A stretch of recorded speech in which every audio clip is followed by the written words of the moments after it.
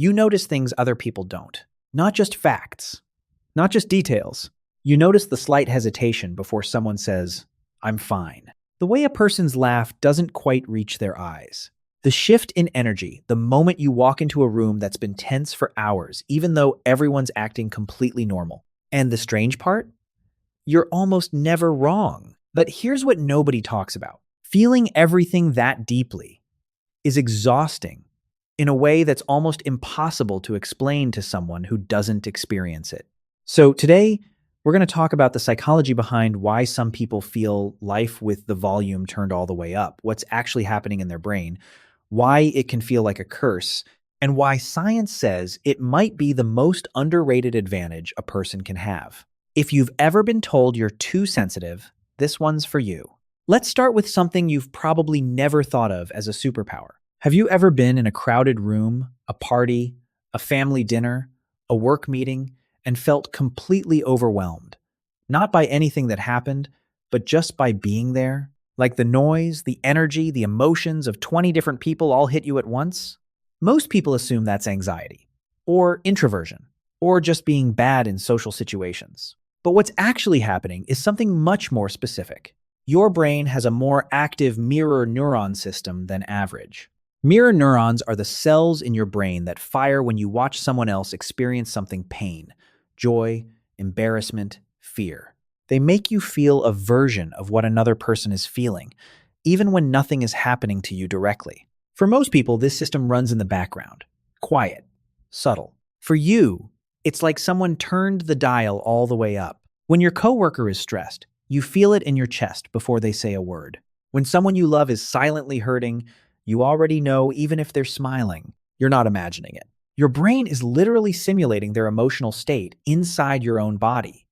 That's not weakness. That's your nervous system doing something remarkable. The problem is, nobody taught you how to carry it. Here's the first thing that makes deeply feeling people different. You read people in layers. When most people hear the words, "I'm okay," they take it at face value. They move on. You don't. Research on nonverbal communication suggests that spoken words carry only a small fraction of the emotional truth in any interaction. The rest is in the tone, the micro-expressions, the body language, the things people don't say. You pick up on all of it, which sounds like a gift, and it is.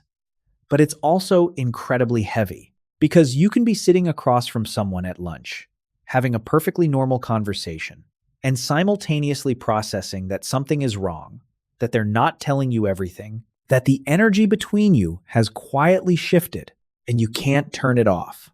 You just absorb it, all of it, without being asked. This leads to something a lot of deeply feeling people deal with that rarely gets named directly: emotional residue. You've finished the interaction, you've left the room, you're home now, supposedly relaxing. But the feelings you picked up from other people are still with you. The sadness from your friend's story, the tension from your boss's frustrated tone, the anxiety radiating off a stranger on the subway. It doesn't dissolve when the moment ends. It stays. And if you've ever felt completely drained after a day where nothing that bad even happened, this is why. You weren't just living your day. You were quietly carrying pieces of everyone else's. The second thing, deeply feeling people notice inconsistency, and it bothers them in a way they can't always explain. When someone's words and energy don't match, you feel it, like a static sound that won't stop. Your friend says she's not mad, but something's off. You can't prove it. You just know. And so you do what deeply feeling people always do. You replay the conversation. You try to figure out what you missed. You question whether you did something wrong. This is the loop. And it's one of the most draining parts of feeling everything deeply. Not because you're overthinking, but because your brain is designed to find the truth, and it won't stop searching until it does. The hard part is learning when to put the search down. Some truths aren't yours to find.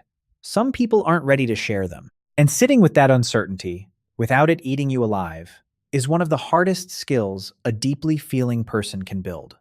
The third thing, you feel things on behalf of people and things that have nothing to do with you. You've cried at a movie you've already seen before. You know how it ends. You know it's not real. And you still cried. You felt your heart physically hurt watching news footage of a disaster happening thousands of miles away. You've gotten uncomfortable when someone else was being embarrassed in public, even a stranger. Psychologists call this affective empathy, the ability to actually feel the emotions of others, not just understand them intellectually. And in deeply feeling people, it extends far beyond the people they know. A comment from someone online who's struggling, an old photograph of a stranger, a dog alone in a shelter ad at midnight. You don't just see it, you feel it. And sometimes quietly, in moments you don't talk about, the weight of the world's pain sits in your chest like something that never fully leaves. The fourth thing, and this is one the video comments always light up about, you have a very hard time being in loud, chaotic, or emotionally heavy environments. Bars, concerts, busy open plan offices, holiday gatherings where the family tension is just simmering. Everyone else seems fine. Why does it feel like torture to you? Here's why. Your sensory processing system, the way your brain filters incoming information, is more sensitive than average. More stimulation gets through, less gets filtered out. So, in an environment where 100 things are happening at once, your brain isn't selecting what to focus on. It's trying to process all of it at the same time. Add in the emotional layer, reading everyone in the room, picking up on micro tensions, absorbing the collective mood of 30 people. And you can see why an hour at a crowded bar feels like a 10-hour workday. You're not antisocial. You're not broken. You're running more programs than most people's systems were built to handle simultaneously. And when you finally get home, close the door and exhale. That's not laziness. That's survival. That quiet time alone isn't optional for you. It's how you come back to yourself. The fifth thing. You remember how things felt more than you remember what happened. You might not remember the exact words someone said to you 5 years ago, but you remember exactly how you felt in that moment. The feeling is still completely intact. This is why old embarrassments can resurface out of nowhere and hit just as hard as the day they happened. Why a song can take you back to a version of yourself you thought you'd moved past. Why a certain smell can make you emotional without understanding why. Your emotional memory is high definition. It also means that when someone treats you with genuine kindness, a teacher who believed in you, a friend who showed up when no one else did, that stays with you too, for decades. In perfect clarity, you don't forget how people made you feel, good or bad. The sixth thing, and this is the one that quietly hurts the most. You give a lot, and you often give it to people who don't fully understand what it costs you. You stay on the phone with a friend through their crisis at midnight, even when you were already exhausted. You say yes to helping someone even when every part of you needs to rest. You absorb other people's pain, carry it gently, and hand it back lighter. And then you go home, alone, and wonder why you feel so hollow. Here's the truth that deeply feeling people need to hear more often. Empathy is not infinite. It needs to be replenished. The version of you that gives so generously to others, that version needs someone to show up for her too. Needs rest. Needs space.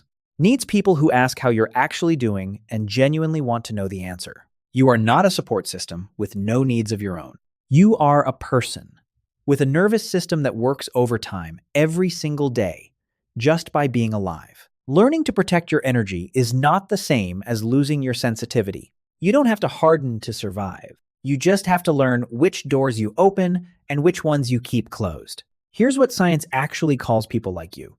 Psychologists use the term highly sensitive person, HSP, first identified by Dr. Elaine Aron. Research suggests roughly 15 to 20% of the population falls into this category. And here's the part that reframes everything. In evolutionary terms, tribes needed people like you. Not everyone can be the person charging forward without thinking.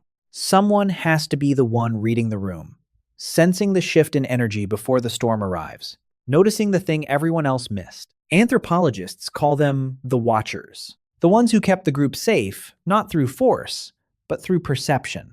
That's you. The very thing that makes your life feel harder, the depth, the sensitivity, the emotional weight you carry, is the same thing that makes you irreplaceable in every room you walk into. You see what others don't. You feel what others can't. You carry what others won't. And the ocean is beautiful, specifically because it goes deep. So if someone has ever told you that you're too much, too sensitive, Too emotional. Too intense. Here's what they didn't understand. You're not too much. You're just a lot more than they were prepared for. Peak psychology. See you on the next one.